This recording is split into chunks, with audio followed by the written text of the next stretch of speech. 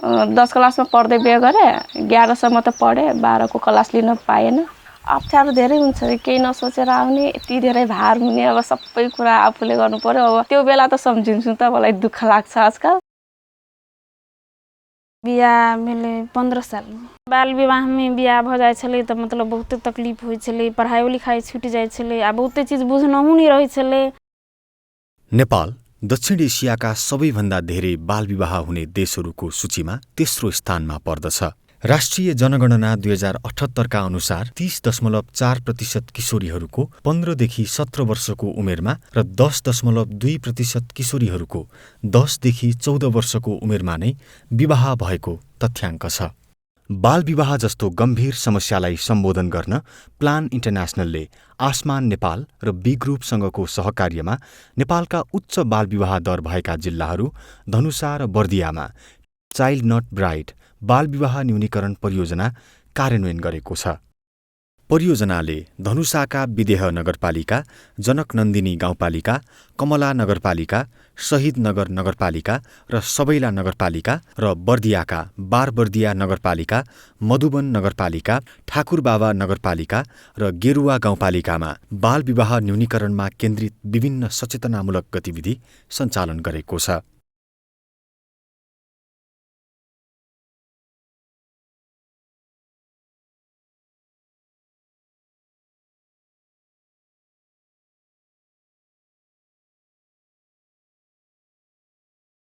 पाँच ने पढ़ते रहिए, घर के काम रहे ना, तो बीच ने छूट जाए, ते द्वारा नहीं पढ़ लगलिए।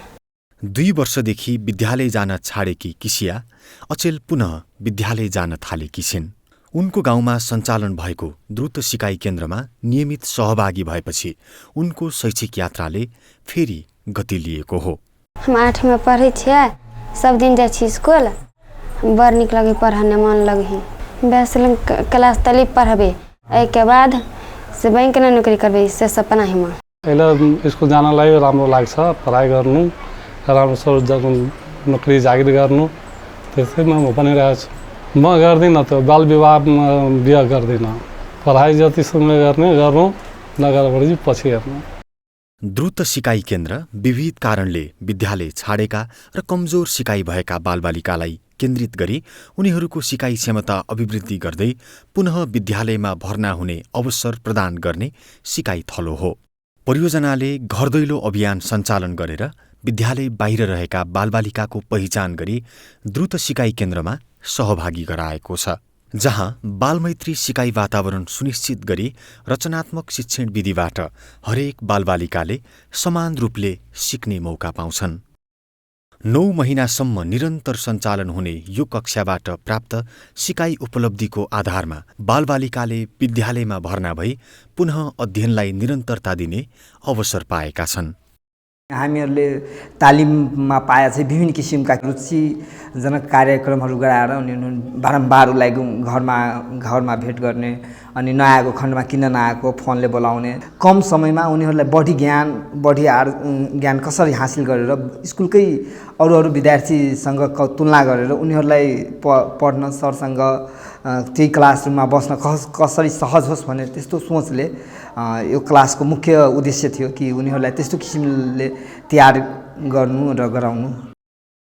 परियोजना मार्फत शिक्षक अभिभावक सङ्घ र विद्यालय व्यवस्थापन समिति लक्षित क्षमता विकास र सशक्तिकरणमा आधारित तालिमका गतिविधि सञ्चालन भएपछि अहिले परियोजना क्षेत्रका बालबालिकाले घरदेखि विद्यालयसम्म बालबालिका मैत्री शैक्षिक वातावरण उपभोग गर्न पाएका छन्। हरेक विद्यालयमा बाल अधिकार, लैङ्गिक विभेद, यौन हिंसा तथा दुर्व्यवहार, शिक्षक र अभिभावकको काम कर्तव्य आदि सन्दर्भमा आचार संहिता तयार गरी सोको पूर्ण परिपालना गर्ने अभ्यास सुरु भएको छ। विद्यालयका व्यवस्थापन समिति, शिक्षक अभिभावक सङ्घका सदस्यज्यूहरू, पदाधिकारीज्यूहरूले यो बाल विवाह अन्त्य गर्ने कुरा, यो महिनावारी स्वच्छता र व्यवस्थापन सम्बन्धी कुरा, सरसफाइ सम्बन्धी कुरामा उहाँहरूले विद्यालय सुधार योजनामाथि कुराहरू समावेश गर्ने, सो अनुसार कार्यान्वयन भएको छ कि छैन भनेर हेर्ने, त्यस्तो वातावरण बनाउनलाई सपोर्ट गर्नुभएको छ। धेरै शिक्षकहरूलाई जनचेतनामूलक अथवा तालिमहरूको द्वारा चाहिँ जनचेतना बढाउने कामहरू चाहिँ गरेको छ। खास गरेर यस्ता क्रियाकलापहरूले हाम्रो विद्यालयमा बालमैत्री कक्षाहरू सञ्चालन गर्नको लागि धेरै सहयोग पुर्याएको छ। बच्चाहरूसँग खुलेर बोल्ने कुरा हैन, शिक्षकले पहिला बच्चाहरूलाई गर्ने व्यवहार र अहिले गर्ने व्यवहारहरू फरक भएको छ। गत वर्षभन्दा अहिले हाम्रो बाहिरबाट भनेको हाम्रो सेवा क्षेत्रभित्र रहेका तर अन्य विद्यालयबाट पढ्न आउने बालबालिकाको सङ्ख्या अहिलेको भर्ना अभिलेखमा बढेको देखिन्छ। यसको लाग्छ यो विद्यालय बालमैत्री छ भन्ने अनुभूति अभिभावकले पनि गर्नुभएको छ जस्तो लाग्छ। विद्यालयको वातावरणसँग सम्बन्धित प्रत्येक विषयमा हरेक बालबालिकाले निर्धक्क प्रश्न एवं गुनासो गर्ने र सोको सम्बोधन गर्ने गरी गुनासो सुनवाई संयन्त्र गठन गरिएको छ।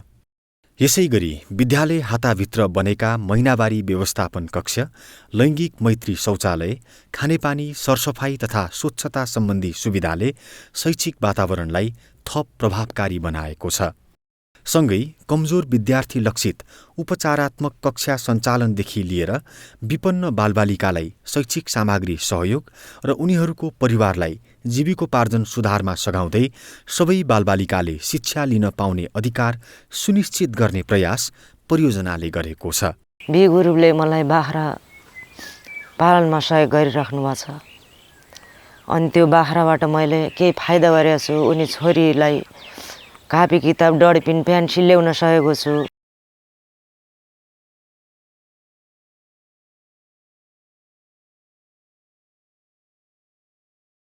पहिला चाहिँ अब घरमा मिन्स हुँदाखेरि अब स्कुल लागिरहन्थ्यो है, अनि अब सम्झेर पनि जानै मन लाग्थेन कि स्कुलमा। अब के हुन्थ्यो भने चाहिँ उहाँ पनि पेटहरू दुख्ने धेरै गाह्रोहरू हुन्थ्यो नि त, अनि मिन्सहरू ब्लडहरू परिराख्ने, अनि कस्तो अप्ठ्यारो लाग्थ्यो कि। हरेक महिनावारीको समयमा सबिना शारीरिक मानसिक पीडाको सामना र पढाइबाट समेत वञ्चित हुन बाध्य थिइन्। तर अचेल उनी महिनावारी भएको समयमा पनि निर्धक्कसँग विद्यालय जान्छन्। कारण हो उनको विद्यालयमा सञ्चालनमा आएको महिनावारी विश्राम कक्षा। अहिले जब रेस्टरुम बन्यो नि तबदेखिबाट चाहिँ के हुन्छ भने चाहिँ पानीहरू तताएर खाने जस्तोदेखिबाट लिएर सबै सुविधाहरू भएको छ नि त। उहाँ क्लासहरूमा बसिराख्दा पनि पेट दुख्यो भने पनि म्यामलाई भन्यो है, रेस्टरुममा गयो, आराम गर्यो। त्यो चाहिँ एकदमै धेरै राम्रो भएको छ। मेरो चाहिँ पहिला अब स्कुलहरू पनि बिरामी भएर त्यस्तै इन्सिडेन्स नै भएर अनि छुट्यो। तर अहिले चाहिँ म अध्ययन नै छु क्लासहरूमा पनि। बृहत्तर यौनिकता शिक्षा सम्बन्धी तालिम पाएका शिक्षकहरूले विद्यालयको शैक्षिक वातावरणलाई हर सम्भव किशोरी मैत्री बनाउने कोसिस गरेका छन्। यौन तथा प्रजनन स्वास्थ्यका विषयमा शिक्षक र विद्यार्थी तथा शिक्षक बीच पनि खुलेर संवाद हुने वातावरण बनेको छ। यो ट्रेनिङ पश्चात मैले चाहिँ खुलेर त्यो टपिकहरूमा यौन तथा प्रजननको टपिकहरूमा अध्यापन गर्न लागे। साथै विद्यार्थी भाइ बहिनीहरूले पनि आफ्नो मनमा लागेको पुरै जिज्ञासाहरू जे छ उहाँहरूले आफ्नो समस्याहरू खुलेर मसँग भन्न लाग्नुभयो। तालिमबाट फर्किसकेपछि सम्पूर्ण शिक्षकहरूसँग बसेर तालिमका समीक्षाहरू अन्तर्क्रियाहरू गरिसकेपछि सम्पूर्ण सर म्यामहरूले थाहा पाउनुभयो र उहाँहरूले पनि अहिले सबै विद्यार्थीहरूसँग खुलेर बोल्न सक्नु भएको छ। समुदायका महिलाहरूले समेत अहिले हरेक व्यक्तिलाई आफ्नो शरीर, जीवन र भविष्यमाथि छनौटको अधिकार छ भन्ने बुझेका छन्। उनीहरू समाजमा विद्यमान लैङ्गिक विभेद र कुसंस्कारका विरुद्ध आवाज उठाउन सक्षम बनेका छन्। महीनावारी हुए तो सर सफाई कोई तरह मंदिर में नहीं जाए, पूजा पाठ नहीं करेला कोई है तो सर सफाई में रहते तो पूजो पाठ करते। सर सफाई वो तो प्रकृति के दिन ही, सबके रोके वाला थोड़ा कैसे रोकते। जो किशोर अवस्थामा हुनुहुन्छ अथवा जो विद्यालय उमेरमा हुनुहुन्छ उहाँहरूलाई चाहिँ यौन तथा प्रजनन स्वास्थ्यको बारेमा जानकारी गराउन सकियो भने त्यसले बाल विवाह गरियो भने भोलि स्वास्थ्यमा पर्न सक्ने नकारात्मक असरका बारेमा जानकार भई आफैले निर्णय गर्न सक्ने क्षमता, यो कारणले मैले विवाह गर्दिन भन्न सक्ने क्षमता विकास गर्नुपर्छ भनेर त्यो पनि हामीले काम गरिरहेका छौँ। परियोजनाले स्वास्थ्य संस्थाहरूको संरचनागत सुधार र स्वास्थ्यकर्मीलाई क्षमता विकास सम्बन्धी तालिम मार्फत किशोरी तथा महिलाहरूको यौन तथा प्रजनन स्वास्थ्य अधिकार सुनिश्चित गर्न अर्थपूर्ण प्रयास गरेको छ। प्लानको सपोर्टमा बी ग्रुपबाट हाम्रा सम्पूर्ण स्वास्थ्य कर्मीहरूलाई तालिम प्राप्त गर्नुभएको छ। किशोर किशोरीसँग कसरी परामर्श गर्ने, तिनको समस्यालाई कसरी उपचार गर्ने र व्यवस्थापन गर्ने भन्ने विषयमा सहज भयो र त्यो अनुसार चाहिँ हामी सेवा दिइरहेका छौँ किशोर किशोरीहरूलाई। गत वर्ष अन्डर 20 को सुत्केरी हुने किशोरीहरूको सङ्ख्या चाहिँ 72 जना थियो भने अहिले हामीसँग 28 जना मात्रै हुनुभएको छ भनेपछि अब त्यो यो कार्यक्रमले पनि सघाउ पुर्यायो होला भन्ने लाग्छ है मलाई। आर्थिक विपन्नता बालविवाहको एक प्रमुख कारण हो। कलिलै उमेरमा विवाह भएका युवा महिलाहरू र किशोरीहरूको उद्यमशील यात्राको दरिलो सारथी बनेको परियोजनाले समाजमा विवाह अघि आर्थिक रूपले आत्मनिर्भर बन्न जरुरी छ भन्ने सन्देश प्रवाह गरेको छ। दिनको 500 देखि 1200सम्म हुन्छ। अब हाईमा भएपछि कहिले कसो 2000 पनि हुन्छ। परिवारको सपोर्ट भयो भने कुनै पनि बुहारी छोरी केटा एकदम पुरुष बराबर काम गर्न सक्छ। हमरा नहीं अभी बहुते बढ़िया अथी हुई फीलिंग। हम पहले दोसर से मांगे पड़े से पैसा कौड़ी, अभी नहीं मांगे पड़ी है। अभी 2 बुआ के हम पढ़ाई सकी छी, खुशी लगे ही अब भी। यो प्रयासले समुदाय तहमा रोजगारी र उद्यमशीलता प्रवर्धनमा सहयोग पुग्नुका साथै बालविवाह न्यूनीकरणको सवालमा समेत सुखद परिणामहरू देखिएका छन्। अब बिहेको उमेर त भइसकेछ। म त भन्छु घरमा कि अब पसल खोले चाहिँ अब 1-2 पैसा जुटाइन दिनु, त्यसपछि बिहे गर्न। हम अपन बाल बच्चा भाई बहनी चाहे टोल पड़ोस के हम चाहे छी मतलब बाल विवाह नहीं करला, पढ़ लिख के तब बढ़िया से विवाह करला। जुन समुदायको लागि हामी काम गरिरहेका छौँ नि, जस्तै कि अब पछाडि पारिएका दलित समुदाय, सीमान्तकृत समुदाय हुन्छ नि, गरिब भन्दा पनि गरिब समुदाय, त्यहाँ के छ भनेदेखि उमेर बढी भयो भने दाइजो बिहे हुँदैन कि दाइजो बढिदिनुपर्छ कि भन्ने एउटा मानसिकता पनि छ। सो जब आर्थिक रूपमा सम्पन्न हुन्छ, हुँदैन अब केही गर्नुपर्छ, मेरो लाइफ हो, अगाडि बढ्नुपर्छ भन्ने कुरा चाहिँ उसको भित्र चाहिँ आत्मविश्वास आउँछ कि त यसले चाहिँ काहीँ न काहीँ सचेत पनि हुन्छ।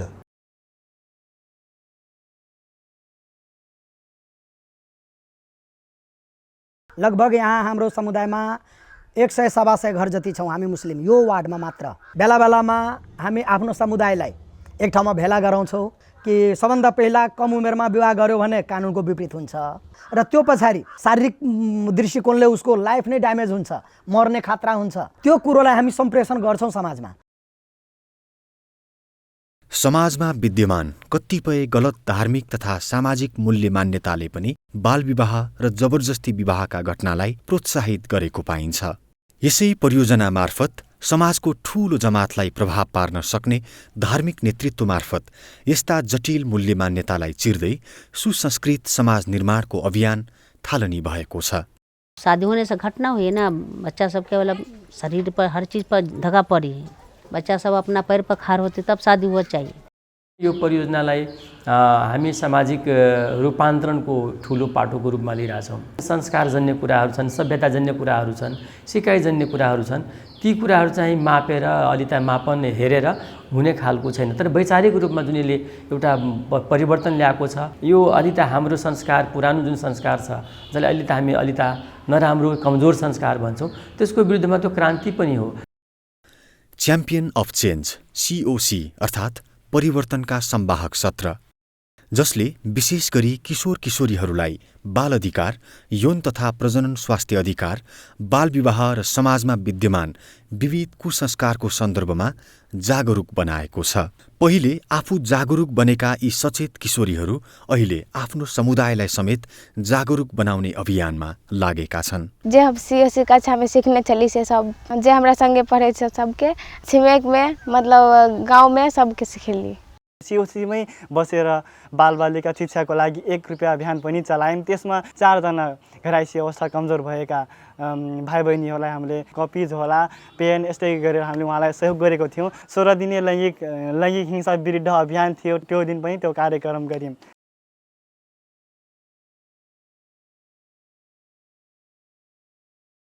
परियोजनाले किशोरी र युवा महिलाहरूलाई सामाजिक नेतृत्वका लागि उत्प्रेरित गरेको छ। यो प्रयासले समाजमा किशोरी र महिला नेतृत्व र लैङ्गिक समानता सुनिश्चित हुने वातावरण सृजना गर्न सघाउ पुर्याएको छ। म 4 महिना अघि मध्य प्रदेश स्वास्थ्य मन्त्रालयको एक दिनको टेकओभर गरेको थिएँ। त्यहाँ कुर्सीमा बस्दाखेरि मलाई एकदमै राम्रो अनुभव भयो अनि हामीहरूको पालिकामा त्यो हेल्थ पोस्टको नराम्रो व्यवस्था छ, त्यहाँ सुधार गर्नको लागि भने त्यहाँको मन्त्रीज्यूले भन्नुभएको ल हुन्छ, त्यसकोमा पनि सुधार हुन्छ।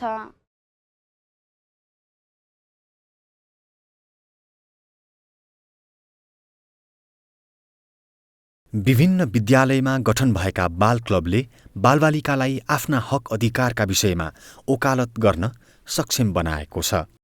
यसैगरी वडा स्तरीय बाल अधिकार समिति र पालिका स्तरीय बाल अधिकार सञ्जाल मार्फत बालबालिकाको मौलिक हक अधिकार सुनिश्चित गर्ने सन्दर्भमा प्रशंसनीय कार्यहरू भएका छन्।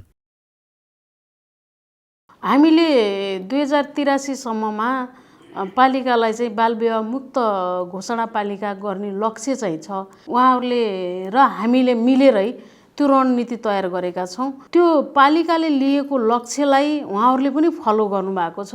बाल अधिकारको संरक्षण सम्वर्धनका सम्बन्धमा 12 बर्दिया नगरपालिकाले आवश्यक पर्ने सम्पूर्ण नीति नियमहरू निर्माण गरेको छ हैन। जोखिममा रहेका बालबालिकाहरूको संरक्षणको लागि हैन, सपोर्टको लागि बालकोषको स्थापना भएको छ। कोषमा आवश्यक रकमहरू विनियोजन गर्ने व्यवस्था गरिएको छ।